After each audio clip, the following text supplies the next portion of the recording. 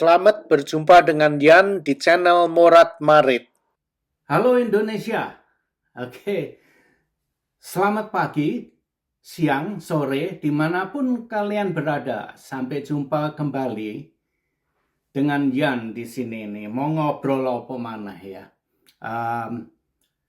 Sangat menarik, banyak sekali informasi yang datang ke otak aku sehingga aku harus ngeyel. Kalau enggak ya cuman tersimpan di otak terus akan menguap.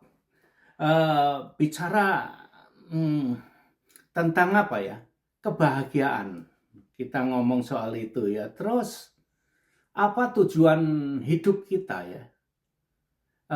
Untuk apa kita hidup di dunia ini? Nah, itulah ada orang yang bilang ya biar masuk surga atau takut masuk neraka segala macam. Hanya itu aja yang mengganggu pikiran saya.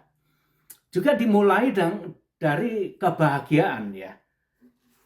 Kemarin aku baru upload video aku yang tentang apa itu ya, tentang teknologi ya, ambient intelligence itu ya. Kalian sudah lihat kan, ada yang tulis komentar sangat menarik dan kalian saya anjurkan silahkan tulis komentar di video ini atau video aku ya. Pasti akan aku baca. Aku senang sekali berinteraksi dengan teman-teman YouTube aku ini. Karena mereka mempunyai pemikiran yang menarik sekali, persepsi yang sangat menarik sekali. Dan saya selalu senang membacanya dan bila saya ada waktu, tapi kebanyakan aku akan merespon. Seperti ini. Satu ini ya, akan aku bacakan di sini. Sangat menarik. Ini yang men-trigger aku punya pikiran sehingga aku bertanya kepada diri aku sendiri. Nah, inilah pertanyaannya dari Pak Bro Gendut yang ada di Irlandia. Kalian kunjungi aja websitenya, sangat menarik. Dia selalu menayangkan musik yang di Grafton Street itu sangat menarik sekali.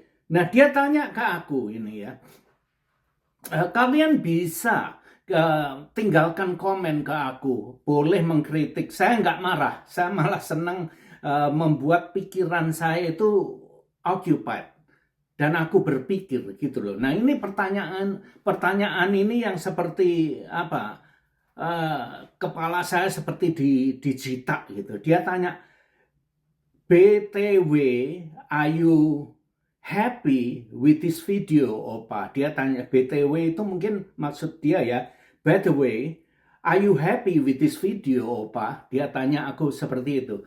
Ini pertanyaan ini membuat aku berpikir, am I happy? Apakah aku happy? Nah, itu dia. Membuat saya berpikir. Terus aku balas ke dia. Ya, coba kasih beberapa contoh. Kenapa kamu bertanya seperti itu ya? Terus kalau aku bilang tidak happy atau aku bilang happy ya, coba berilah satu atau dua contoh kenapa saya ini tidak happy dalam kehidupan aku. Nah, coba kasih komen di video ini ya. Kalau Pak Ndut nonton video ini, berilah saya satu alasan kenapa saya tidak happy. Itu dia. Kalau aku pikir ya, sebelum aku menjawabnya itu aku berpikir begini. Apakah saya happy? Kalau aku melihat aku sendiri, gimana ya? Ini jawabannya banyak sekali ini ya. Kalau ada orang yang mengatakan dia happy, itu bisa juga tai kucing tuh ya. Mana ada orang happy? Coba timbang, kalian timbang. Hidup ini berkah atau kutukan? kalian timbang itu antara happiness dengan kesengsaraan yang ada dalam kehidupan kalian. Happy kalian itu seberapa beratnya, terus kesengsaraan hidup kalian, drama hidup kalian yang membuat kalian pusing itu ya, itu seberapa beratnya, kalian timbang gitu. Nah terus pertanyaan Pak Endut ini membuat aku berpikir, apakah aku happy? Nah, kalau ditimbang-timbang ya, ditimang-timang. Coba pikir gini aja. Aku nggak usah menjawab ya. Aku hidup di sini, mau makan, ada yang aku makan. Makanan ada di kulkas. Istri saya yang masak. Kulkas saya cukup besar. Sekarang ini misalkan ada perang dunia atau ada kerusuhan, aku bisa hidup sebulan lebih tanpa harus ke supermarket belanja. Makanan banyak di rumah aku. Aku bisa makan.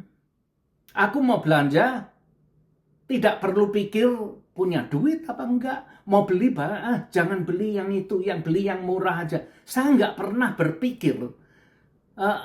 Jujur aja ya, kalau saya ke toko, saya nggak pernah berpikir, saya senang itu saya beli. Saya mau makan ini saya beli. Mau makan daging saya beli. Mau makan ayam saya beli. Mau makan sayur saya beli. Saya nggak pernah pikir. Hanya istri saya itu yang memikirkan. Dia bilang, oh ini mahal ya. Ini mahal. Oh itu mahal, harganya kok beda. Di sana lebih murah. Kadang-kadang ya aku hanya diam aja, aku diam. Aku tahu karena dia itu ngeyel, seneng ngeyel seperti itu. Biasa kan wanita gitu. Kadang-kadang aku juga kesel, bukan kesel ya. Cuma hanya untuk conversation aja. Saya bilang, dia ini mahal ini ya. Wow, coba lihat harganya gini-gini. Di sana lebih murah. Terus aku bilang ke dia, yuk kita ke sana aja lebih murah beli sana. Terus dia ngeliat aku dipendeliki gitu. Udah, aku ya diam aja ya, bukan takut atau apa. Karena dia hanya komplain aja, tidak mempunyai maksud mau ke toko yang lebih murah itu ya. Cuman itu aja untuk conversation biar fun gini lah hidup ya. Terus kalau mau pikir, aku pernah tanya juga, oke di sana berapa harganya? Oh di sana lebih murah 50 sen. Alah cuma 50 sen kok diribetkan ya dalam hati. Aku ya biarin aja. Karena aku tahu kalau aku ngeyel nanti dianya malah itu ya. Aku ya diam. Memang belanja dengan istri itu sangat menyenangkan karena ya itu.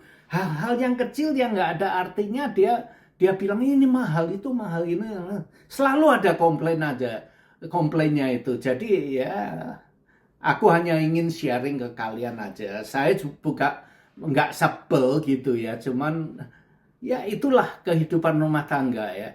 Terus juga ada orang yang begini loh. Sering aku lihat, kita mau ngisi bensin kan, terus kita melihat harganya. Ini harganya segini.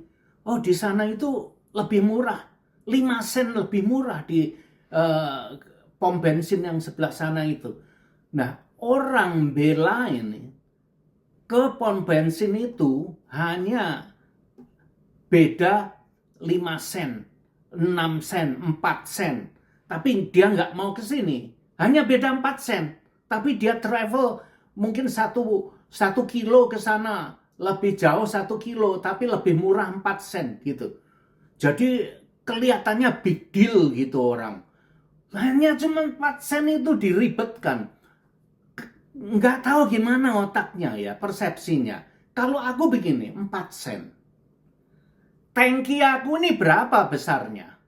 Oke, mobil aku 16 galon. Full tank ya. Taruhlah kalau aku mau isi full tank 16 galon, di sini lebih mahal 5 sen. Taruhlah 5 sen biar gampang ngitungnya ya. Kalau aku fill up, 16 galon kali 5 sen itu berapa? Coba pikir. 5 sen kali 10 itu berapa? 50 sen kan? Terus kemudian kali 6. Jadi bedanya hanya 80 sen, nggak sampai $1. Kalau aku isi full tank ya.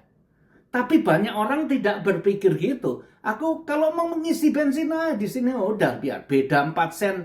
Nggak jadi soal. Kenapa aku harus ribet 4 sen. 4 sen aku harus ke sana 1 kilo lagi. Ngapain? Tapi banyak orang yang seperti itu loh. Yang memilih ke sana. Hanya beda 4 sen per galonnya. Ya. Nah itulah kehidupan ya. Nah, menjawab pertanyaan Pak Ndut ini ya, apakah aku bahagia? Iya, aku bahagia. Karena apa? Tidak ada yang perlu aku komplain. Mau makan ada, mau beli bensin juga enggak pusing, tinggal beli. Mau beli mainan ini aku bisa langsung beli. Mau berlibur ke sana bisa langsung berangkat. Mau beli tiket pesawat ada uang yang pas. Mau berlibur dengan kapal pesiar, aku punya duit yang pas. Jadi apa alasan aku untuk tidak happy? Nah, bayangkan itu nah, itu jawaban aku ya. Jadi apalagi aku nggak perlu kerja. Aku nggak kerja. Kalian tahu, nah kalau nggak kerja duit dari mana? Aku pensiun, sudah pensiun. Nah duit aku dari surga. Turun dari surga, bayangkan. Kalau soal bicara soal agama, duit aku turun dari surga. Dikasih Tuhan. Turun ke seperti grojokan kata Pak Tony. Duitnya wakeh koyok grojokan katanya. Nah itulah Pak Ndut jawaban aku ya. Aku happy. Karena apa? Tidak ada alasan bagi aku untuk nggak happy. Nah itu dia. Nah terus happiness. Kenapa orang happy? Happiness yang sejati itu tergantung kita ya.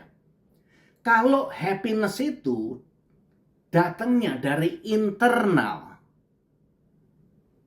bisa happy sepanjang masa, bisa mesem kaya wong gemblung. Nah itu kalau happiness datangnya dari internal itu enak. Kamu pernah lihat nggak? Aku pernah lihat dulu ya. Oh, tukang becak ya. Dia minum air dari gentong, dia minum. Waduh, minumnya itu kelihatannya nikmat sekali. Nah itu happiness. Nah, aku lihat tukang kuli bangunan. Waktu jam makan, wah dia datang terus masak super mie itu makan dengan nasi. Makannya lahap. Aku ngelihat mereka makan, enak sekali gitu. Nah itu karena happiness itu datangnya dari internal itu ya. Nah terus apa ada happiness yang lain? Ada. Apa itu? Kalau happiness kamu yang melihat video ini ya, kalau happiness kamu, kebahagiaan kamu datangnya dari eksternal, you are in a deep shit. If your happiness come from external, do you know what that means? You are in a deep shit. You are in a deep, lots of trouble. Nah, maksudnya gimana itu? Kalau happiness kamu, kebahagiaan kamu itu datangnya dari luar, bukan dari hati, diri kamu sendiri, berarti kamu itu banyak problem dalam kehidupan kamu. Karena apa? Karena happiness yang datangnya dari eksternal itu bisa hilang, menguap, bisa diambil, bisa dicuri orang, dirampas. Kalau happy yang membuat kamu happy itu datangnya dari luar, dicuri orang, diambil orang, kamu akan sedih, menangis. Nangis geru-geru sampai mencak-mencak. Iya kan? Sebagai contoh apa? Saya kasih contoh ya. Dulu waktu kecil itu aku itu nggak seperti sekarang ada mobil, ada motor ya. Waktu kecil itu kalau aku ya bisa memiliki sepeda jengki. Kamu tahu sepeda jengki itu? Yang mereknya Phoenix atau apa itu ya? Waduh, sudah gagah. Kamu sudah gagah. Gaya sekali. Itu dia. Tapi setelah kamu bisa beli sepeda jengki, kamu pakai 3 bulan, 6 bulan, akhirnya ya, sepeda jengki. Apa kelebihannya ya? Mungkin aku akan lebih gagah kalau punya motor Honda, Suzuki, Yamaha gitu kan. Akan lebih gagah aku. Naik naik motor ke sekolah, wah, naik Vespa gitu kan. Nah, itu dia. Sudah dulunya kasih sepeda aja sudah happy-happy. Tapi lama-lama bosen nggak mau, maunya punya motor. Nah, akhirnya bisa beli motor. Sudah dipakai nabungnya cuma Vespa, cuma Yamaha gitu. Terus mau apa? Mau beli mobil. Mau beli mobil, ada mobil yang paling murah tapi mobil baru paling enggak ya. Kebeli akhirnya. Beli mobil, nyopir mobil gagah gaya. 6 bulan hanya mobil seperti ini aja, bosen lagi. Udah nggak happy lagi dengan mobil murah ini, mobil murahan gitu, yang paling murah itu ya. Terus punya pikiran lagi, kalau aku bisa punya BMW atau Mercy, wah gaya ya.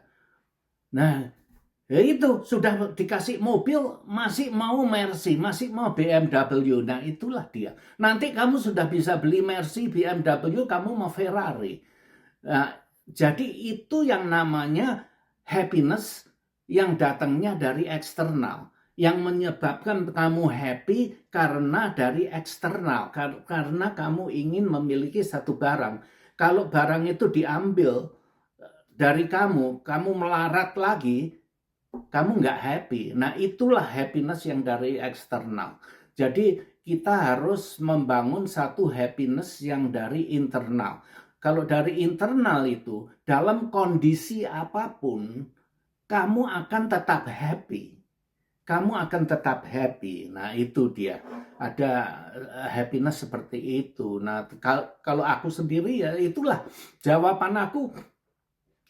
Tidak ada alasan untuk aku untuk tidak happy saat ini ya. Kamu tanya aku saat ini ya. Tidak ada alasan bagi aku untuk tidak happy. Saya mau beli HP 5 ya beli aja, tinggal beli. Saya mau beli HP merek ini tinggal beli. Saya mau beli kamera Insta360 tinggal beli. Kepengen drone tinggal beli. Ada uang yang pas, mau vacation ada uang yang pas. Nggak kerja lagi. Nah, alasan apa untuk aku untuk tidak happy? Nah, itulah jawaban aku ya. Oke. Nah, terus untuk apa saya ini hidup di sini ya? Di dunia ini untuk apa? Kalian tahu nggak?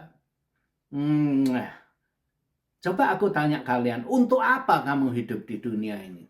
Ada yang bicara, oh iya, saya berusaha untuk masuk ke surga. Supaya nggak mau aku masuk neraka, terlalu panas. Neraka itu panasnya gini. Seperti dia itu tahu aja. Ngomongnya itu, saya nanti di surga disediakan perawan 7 segala macam. Memangnya kamu bisa melayani perawan 7? Come on, think. Dulu gitu ya. Saya dulu seperti kamu itu agamis ke sana sini. Itu sok-sok kayak saya agama ini, agama itu. Sampai marah-marah kalau orang lain menganut tidak sama dengan agama saya marah-marah lagi. Nggak bisa kamu masuk surga, hanya Tuhan aku yang terbaik. Hanya melalui Tuhan aku kamu bisa langsung masuk surga. Iya, itu urusan vertikal, kayak tahu-taunya aja. Emangnya Tuhan ada di atas? Tuhan mungkin ada di bawah sana. Jadi secara vertikal itu pribadi, tai kucing. Itu anak-anak muda yang ngomong seperti itu, sepertinya dia itu paham banget itu. Nah Tuhan itu di mana? Bukan di atas, geblek loh. Nah itu orang yang bilang Tuhan ada di atas. Nah kenapa kita kalau berdoa itu selalu melihat ke atas? Kenapa? Nggak tahu. Nah kenapa orang berdoa begini? Emangnya ada tulisannya di sini? Aduh, nggak tahu aku. Nah mereka-mereka ini adalah orang lemah yang tidak mengerti. Agama ini hanya untuk orang yang lemah, orang yang tidak mengerti ya. Jadi mau pura-pura mengerti mereka itu. Padahal semua itu adalah seperti contoh saja. Tuhan memberi kamu contoh. Semua itu hanya contoh untuk kita. Kalau kamu bagus, kamu dikasih surga. Kehidupan surga itu seperti ini, seperti itu. Diceritakan dalam bahasa manusia. Oh, kalau kamu masuk neraka, panas di sana, nggak enak. Nah, itu dia. Hanya diberi perumpamaan dengan bahasa dunia agar kita manusia yang geblek ini bisa membayangkan surga seperti apa, neraka seperti apa. Apa yang dikatakan di buku-buku agama itu hanya simbolis saja semuanya. Nah, kenapa kita manusia itu, agama sudah dari zaman nabi-nabi sampai sekarang sudah 3.000 tahun, ya kan? Tapi kita ini membaca kitab yang sama masih berdebat, masih sampai berantem, saling membunuh. Kenapa? Karena persepsi kita itu lain-lain. Di setiap otak manusia itu mempunyai Tuhan yang berbeda-beda. Tuhan yang ada di otak aku, persepsi aku tentang Tuhan itu lain dengan persepsi kamu tentang Tuhan. Nah, ada juga yang mengatakan, oh, sepertinya dia itu orang yang mengerti gitu ya.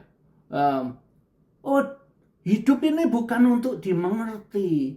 Hidup ini untuk difahami. Tai kucing semuanya. Orang mau mencari Tuhan, Tuhan yang jauh yang kita tidak tahu. Surga yang nggak tahu di mana kita cari-cari. Neraka yang kita takuti yang ada di mana-mana kita nggak tahu di mana keberadaannya, kita takut. Takut karena pedewek itu namanya. Nah, karena kita terlalu sibuk memikirkan hal-hal yang jauh, hal-hal yang tidak nyata, hal-hal yang tidak mengerti, sehingga kita melupakan diri kita sendiri. Yang dekat kita, diri kita sendiri aja nggak ngerti. Kamu tahu siapa diri kamu? Nggak tahu. Orang sering mengatakan, hei, jangan lu gitu-gitu, gua tapok lu. Lu nggak tahu siapa gua ya? Nggak tahu siapa gua, keluarga gua siapa. Nah, kamu tahu nggak siapa gua? Aku sendiri juga nggak tahu kok. Banyak orang yang bilang, lu nggak tahu siapa gua ya? Ya, pernah dengar kan? Pernah. Padahal orang itu yang mengatakan itu sendiri tidak mengetahui siapa diri mereka sendiri. Nah, itu dia. Karena terlalu ribet memikirkan surga, memikirkan Tuhan, memikirkan neraka, akhirnya dia lupa mengenali diri dia sendiri. Nah, itu dia. Nah, semua yang dikatakan di kitab-kitab yang orang yang jual agama itu, semua itu adalah sebagai simbolik saja. Menurut aku agama itu adalah satu konspirasi aja ya. Nah, begini, karena kita lupa, terlalu sibuk mencari surga, mencari neraka, mencari Tuhan, kita lupa dengan diri kita sendiri. Padahal apa yang dimaksudkan, kenapa kita harus hidup di dunia ini? Yang dimaksudkan itu surga. Carilah surga, tapi bukan surga yang tidak tahu di mana, surga yang nggak jelas. Yang dimaksud itu semua surga-surga yang dikatakan yang dijual oleh agama itu adalah simbolik saja. Sebenarnya yang dimaksud, carilah surga yang ada di dunia ini, yang ada dalam kehidupan kita ini, yang nyata ini. Kalau kalian belum menemukan surga, carilah, buatlah kondisi seperti surga yang ada di pikiran kamu, yang kamu inginkan. Surga yang macam apa? Kamu ingin kaya, kamu ingin hidup nyaman, punya gedung, punya rumah besar seperti rumahnya sultan. Itu jadikan kenyataan, keinginan kamu itu jadikan kenyataan. Surgaku ya, surgaku lain dengan surga kamu. Dari kecil aku tidak pernah ya mempunyai pikiran saya ini mau jadi pedagang, kaya, menjadi artis, itu enggak. Keinginan saya itu, saya ingin jalan-jalan. Dari kecil saya itu senang merantau, senang berkelana. Nah itulah surga saya. Dan ya jelalah itu apa bahasa Indonesia nih? Jelalah ya keturutan nih piye ya. Nah, ya matur nuwun Gusti Allah. Nah itu kan orang biasa matur nuwun Gusti Allah, suwun kan gitu kan orang kebanyakan. Tapi kalau aku matur nuwun diriku sendiri.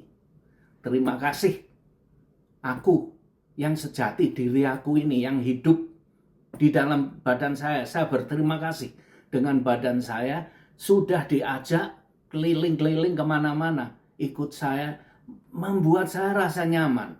Nah itulah tujuan aku untuk hidup. Dan jelalah ya keturutan piye itu. Nah itu dia, kamu harus membangun surga yang ada di dunia ini, jangan membangun neraka. Kamu bukan masuk neraka yang panas yang digambarkan itu ya. Neraka yang digambarkan itu adalah jangan membuat diri kamu sampai hidup sengsara, sampai hidup melarat, sampai hidup kere. Jangan. Kalau kamu awalnya nguli nggak apa-apa, awalnya becak nggak apa-apa. Tapi kalau seumur hidup kamu becak itu keterlaluan. Nah itu dia. Kalau pada awalnya kamu nguli, becak, ya nggak apa-apa. Tapi kalau seumur hidup sampai tua kamu masih becak, ya itu keterlaluan. Goblok itu ya boleh, tapi jangan kebangetan. Iki piye gitu. Cak Nun bilang, iya iki piye iki. Nah itulah yang dibilang Cak Nun.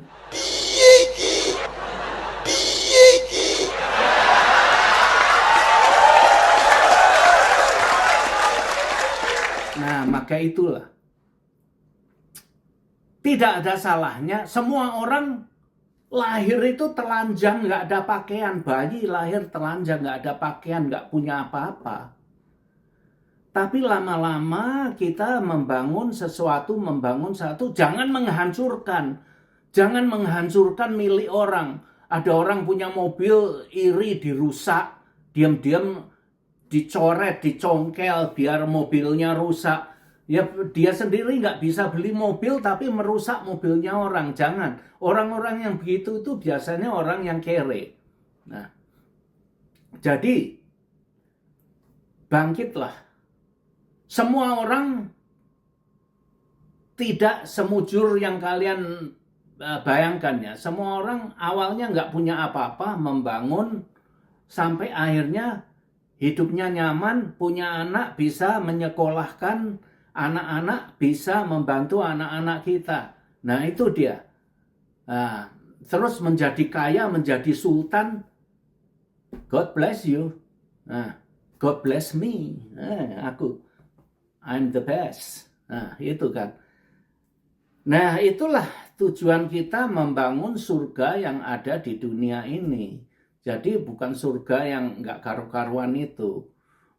Boro-boro kamu surga. Hidup kamu aja masih kere. Nah itulah. Tapi pada mulanya orang ya memang susah semua. Nggak punya apa-apa pada awalnya. Nah itu saya dulu pernah diundang ya. Dengan teman lama ketemu, akhirnya ketemu. Aku undang kamu ke grup WA aku. Grup aku. Terus aku pikir aku nggak terlalu itu di grup. Nggak apa-apa, ini grup bagus, grup kebatinan, dia bilang. Terus saya pikir, wow, mungkin aku bisa belajar di grup kebatinan ini. Kebatinan apa, saya juga nggak tahu. Akhirnya saya ikut. Waktu ikut itu namanya bukan main. Dia punya handle, ada suhu ini, suhu itu. Ada yang ini, yang itu. Namanya itu suhu gitu. Aku pikir bukan main ini, orang berpengalaman semua ini ya.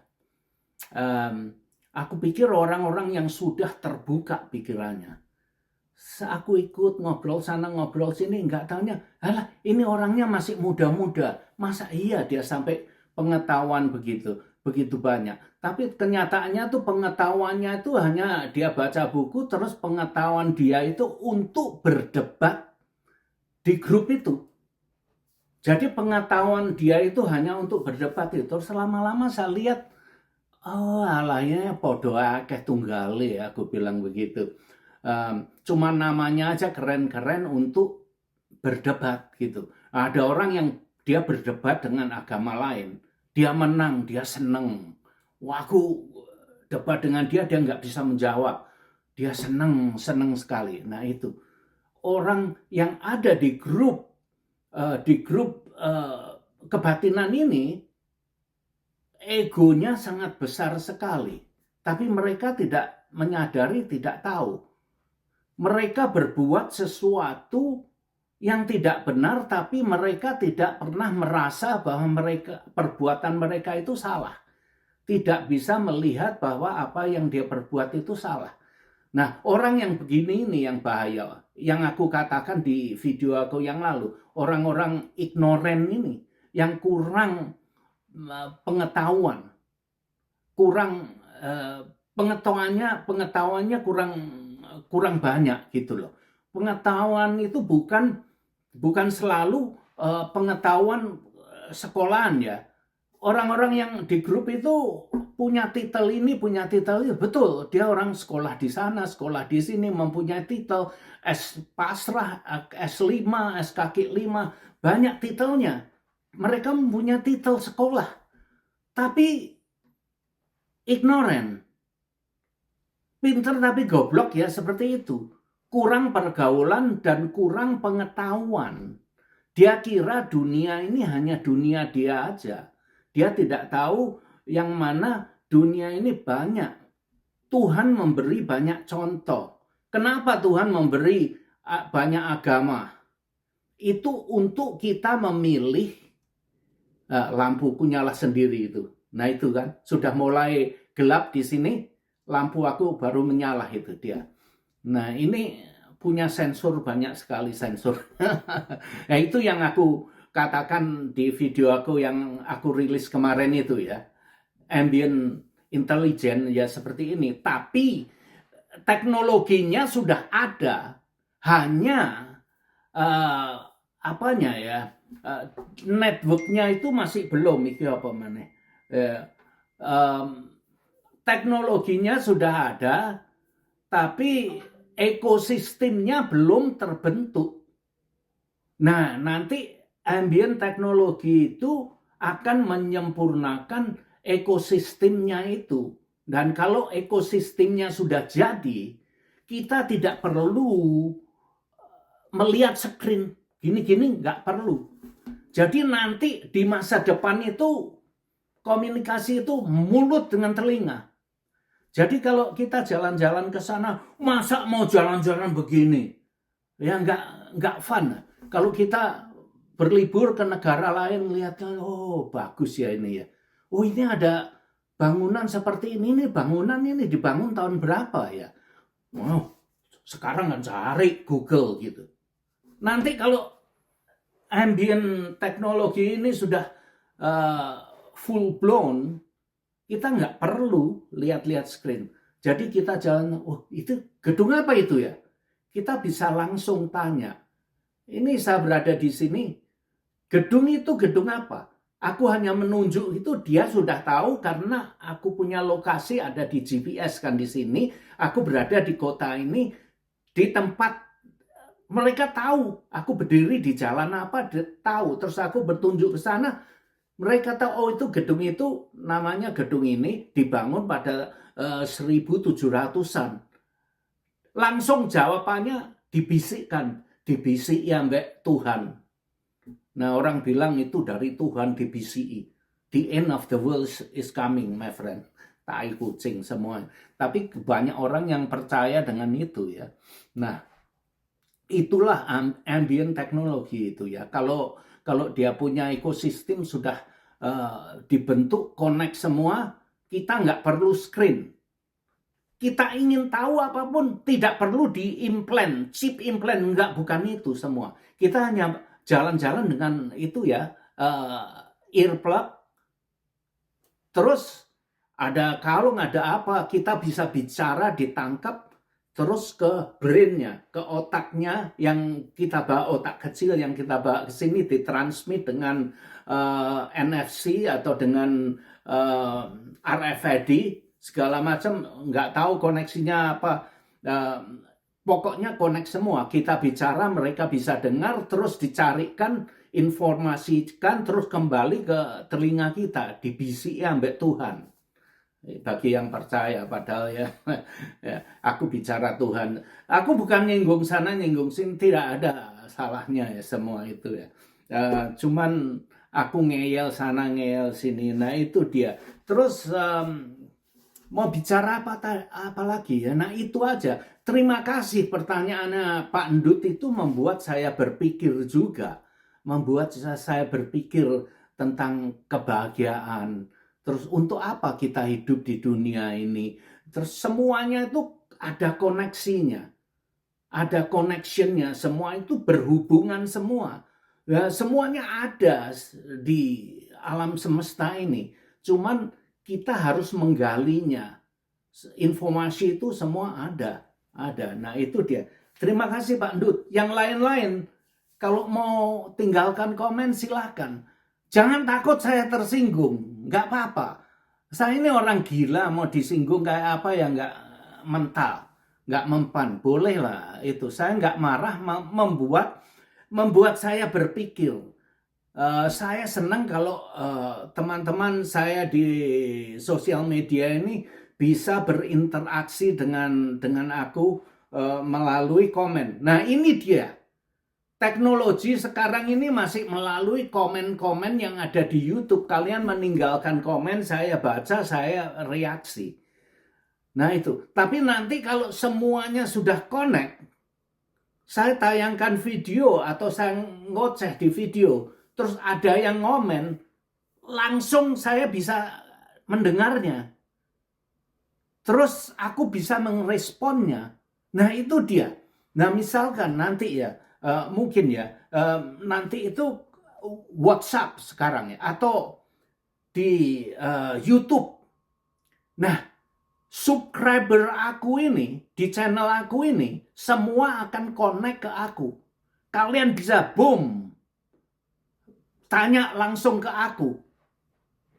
Bukan sekarang ini kan, kalau kita live, yang visual itu kan aku, kalian bisa melihat aku, terus kemudian kalian mau tanya, kalian harus ngetik, terus aku harus melihat teksnya, kalian ada apa, halo ini Banyuwangi datang, hei ini Madiun datang, ini Medan datang, Bandung hadir, gitu kan.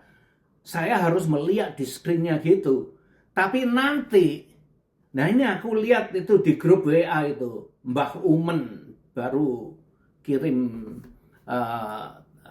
komen itu ya.